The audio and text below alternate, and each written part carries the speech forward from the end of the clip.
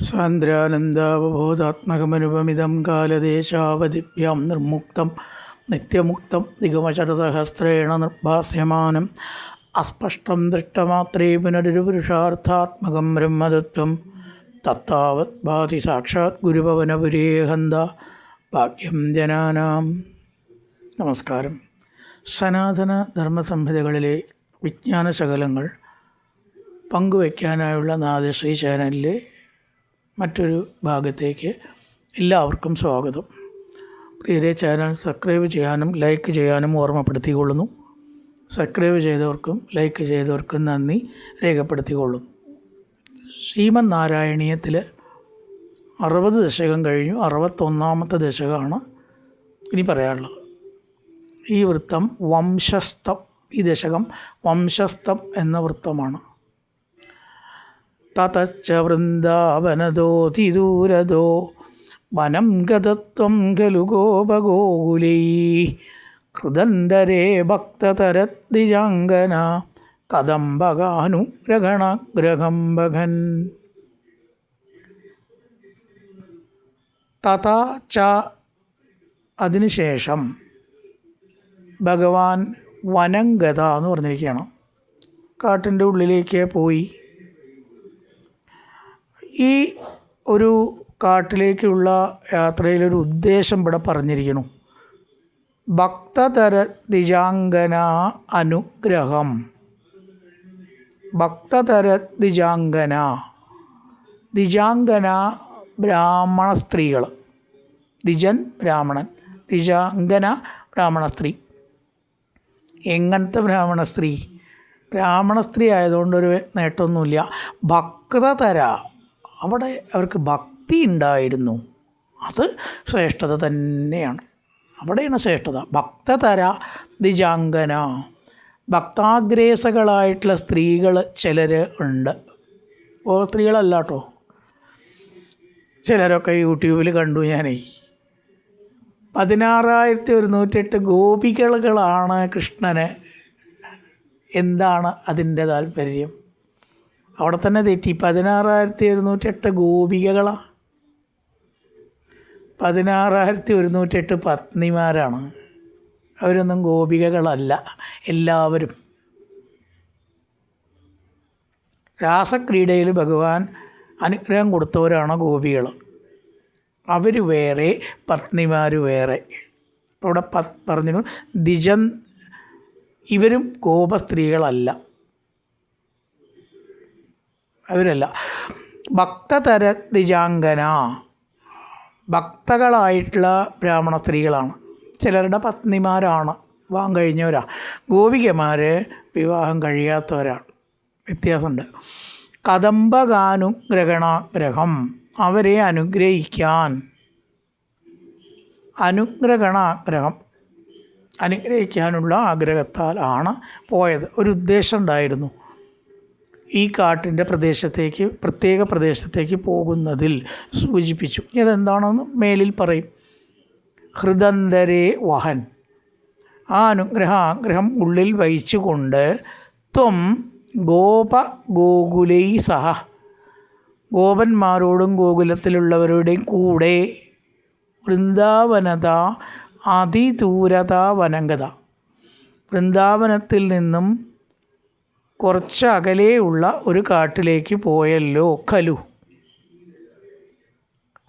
ഖലു അല്ലോ എന്നൊക്കെ പറയണു. അവയാണ് ഖലു. എന്തർത്ഥമാണെന്ന് വെച്ചാലും പറയാവുന്നൊരു വാക്കാണ്. 2 അക്ഷരം കുറഞ്ഞാൽ ഖലു ചേർക്കാം. അവിടെ ഒരു അർത്ഥമാണ് ഉണ്ടാവും. ഒരക്ഷരം കുറഞ്ഞാൽ കാച്ചാവ ഒക്കെ ചേർക്കാം. അവിടെ ഖലു അല്ലോ അവിടെ പറഞ്ഞു. അങ്ങ് പോയല്ലോ, ആ അല്ലോ ആണ് ഖലു.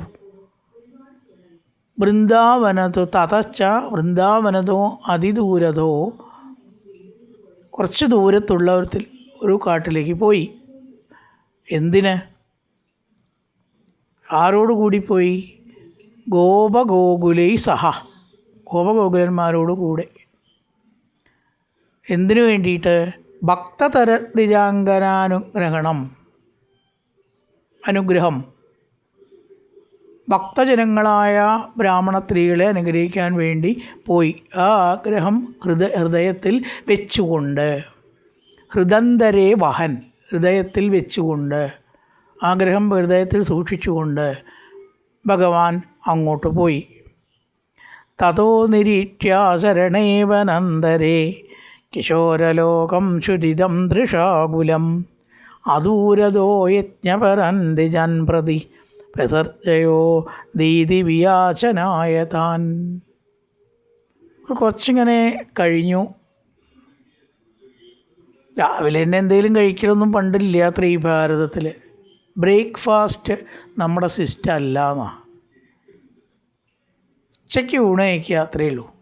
പിന്നെ രാത്രി 2 ഭക്ഷണേ ഭാരതത്തിലുണ്ടായിരുന്നുള്ളൂ. അതുകൊണ്ട് തന്നെ രോഗങ്ങൾ വളരെ കുറവായിരുന്നു. ഇപ്പോൾ പറയണത് ബ്രേക്ക്ഫാസ്റ്റ് എന്തായാലും ഒഴിവാക്കരുത് എന്നാണ്. ഏതാ ശരി, ഇപ്പം നമുക്ക് ശരീരശാസ്ത്രം പഠിച്ചാലല്ലേ അറിയുള്ളതുകൊണ്ട് അതിലേക്ക് പോകണ്ട. എന്തായാലും പണ്ട് ഈ ബ്രേക്ക്ഫാസ്റ്റ് ഉണ്ടായിരുന്നില്ല എന്ന് വേണം കരുതാൻ. നമ്മുടെ ഒന്നും കുട്ടിക്കാലത്തില്ല കേട്ടോ. ഇഡ്ഡലിയില്ല, ദോശയില്ല, ഇപ്പം അതൊന്നുമില്ല. രാവിലെ ഉച്ചയ്ക്ക് ഊണ് തന്നെ ഉള്ളൂ. ഇപ്പോൾ ഇവിടെ ഭക്ഷണം കഴിക്കാത്തത് കൊണ്ട് ഈ കുട്ടികൾക്ക് വല്ലാത്ത വിശപ്പ് തോന്നി. വിശപ്പിൻ്റെ ഒരു വില അറിയണമെങ്കിൽ വിശപ്പ് അനുഭവിക്കുക തന്നെ വേണം, വേണ്ടേ? എന്താ ഒരു ഭക്ഷണത്തിൻ്റെ പ്രാധാന്യം ഇപ്പം ഉണ്ടാവുക? ഇപ്പോൾ ഇവിടെ അശരണേ, വേറെ ശരണമില്ല. കാട്ടിൽ വെജിറ്റേറിയൻ ഹോട്ടലൊന്നും ഉണ്ടാവില്ലല്ലോ ഇന്നത്തെ പോലെ.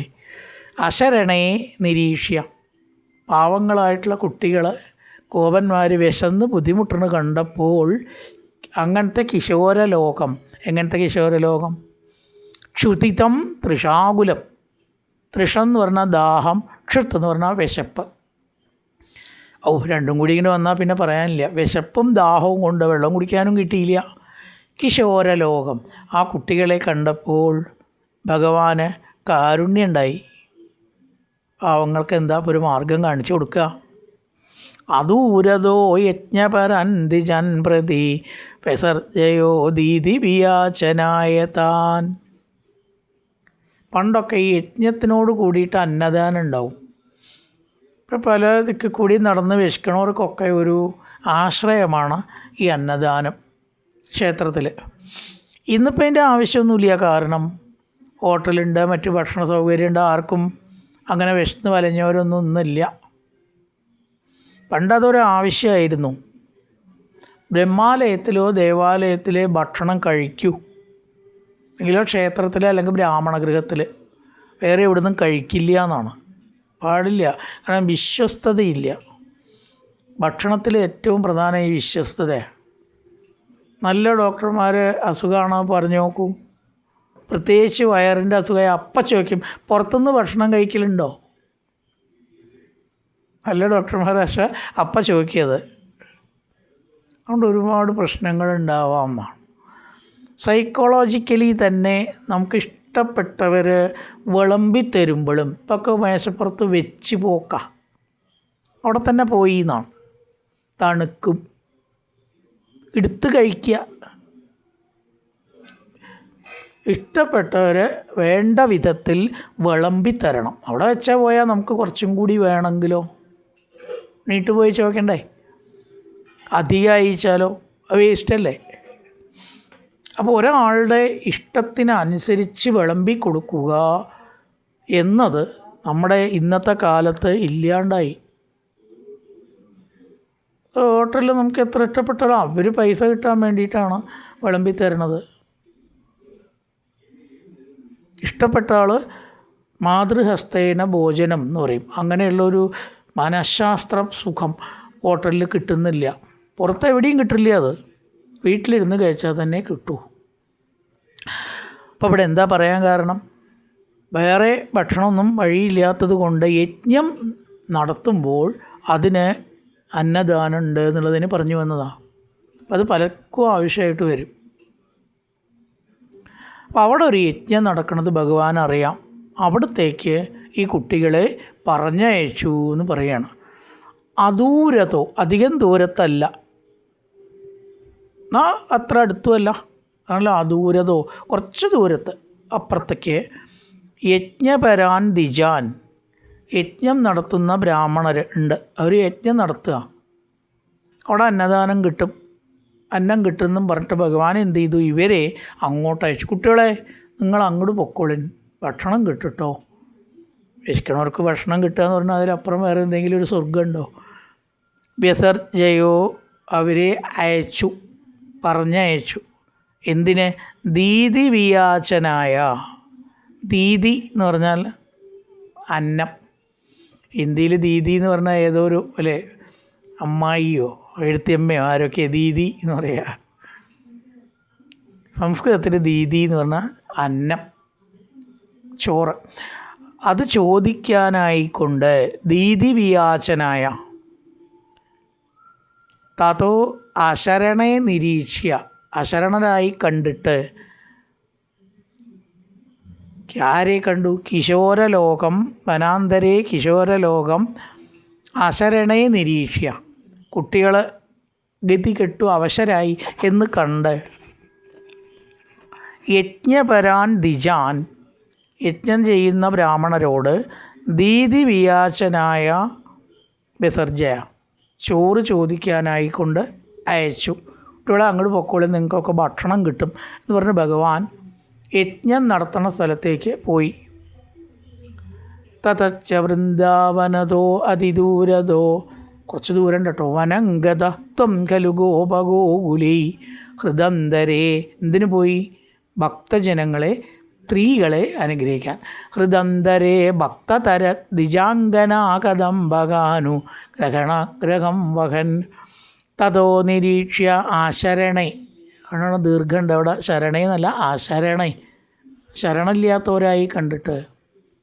തതോ നിരീക്ഷ്യ ആശരണേ വനാന്തരേ കിശോരലോകം ക്ഷുട്ടിതം തൃഷാകുലം. ക്ഷുത്ത വിശപ്പ്, തൃഷം ദാഹം, രണ്ടുമുണ്ട്. ക്ഷുതിതം തൃഷാകുലം നിരീക്ഷ്യ, വിശപ്പും ദാഹവും അനുഭവിക്കുന്നവരായി കണ്ടിട്ട് അദൂരതോ യജ്ഞപരാന്തിജൻ പ്രതി വിസർജയോ ദീതി വിയാചനായ താൻ. യജ്ഞപരന്മാർ, യജ്ഞം നടത്തുന്നതായിട്ടുള്ള ബ്രാഹ്മണരോട് അന്നം ചോദിക്കാനായിക്കൊണ്ട് ഗോപന്മാരെ അയച്ചു. എല്ലാവർക്കും ശുഭദിന ആശംസകൾ. നിർത്തുന്നു. നമസ്കാരം.